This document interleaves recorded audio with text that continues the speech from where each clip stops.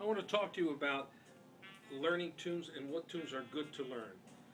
If you don't sit in a lot, you're not sure what to learn. What tune should I put together? What tune should I learn? Should I learn bebop tunes, swing tunes, ballads, uh, Latin tunes, calypso tunes, tunes in 3/4?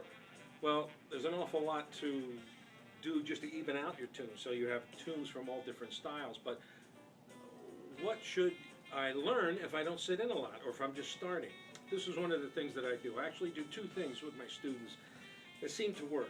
I'm going to give you an idea of how to look at certain types of tunes. This is just one technique, actually two.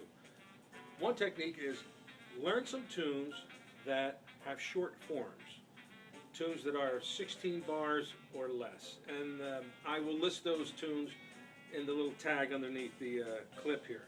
But any blues tune is like that. I'm going to name you a few tunes that are 16 bars or less. Solar, Blue Bossa, Tune Up, Ladybird, St. Thomas, Beatrice, Blue and Green, Cantaloupe Island, Doxy, Sugar, On the Trail, Minority, When the Saints Go Marching In, Watermelon Man. Those tunes are all 16 bars or less. And it's good to think that way, because if you try and learn a tune like Lush Life or Invitation or some tune that has a really long form, the amount of time it would take you to put together a long form tune, you could probably learn 3 shorter tunes.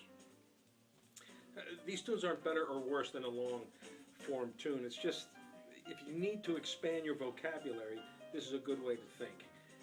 And when you're learning these tunes, if you can comp the chord changes on piano, if you can memorize how to comp the chord changes, I don't know why, but it seems like any tune that I've ever learned how to comp on piano, I never forget it. I can't forget it. I try, I can't forget it. So I don't know what that process is with the piano, but for me, it locks it in. So if you can comp these tunes, that'll really be helpful. So that's one list, one way to think about it. Short form tunes. You can get some tunes together pretty quickly. Now here's something else. Dan Hurley, he's a great jazz piano player, great teacher. He has a book out called The Jazz Sound. It's been out for years, and he talks about it. It's worth its weight in gold. I keep saying that because some of these books have little nuggets that are just great, and they explain a lot. Bracketing. So what he'll do is he will look at a series of chord changes and realize that all the chords are basically built off a scale. So if you had D minor, G7, C, that all comes from the scale of C, C major, which then means you can use C major over that whole distance that these chords exist. So if I pull chords out of the C scale, while those chords exist, I could just play the C scale on top. Because that bracketing the tonality, or bracketing the scale on top of the chords that come from that scale. Okay? Well, it just so happens that there are a couple tunes that you can bracket the whole tune on.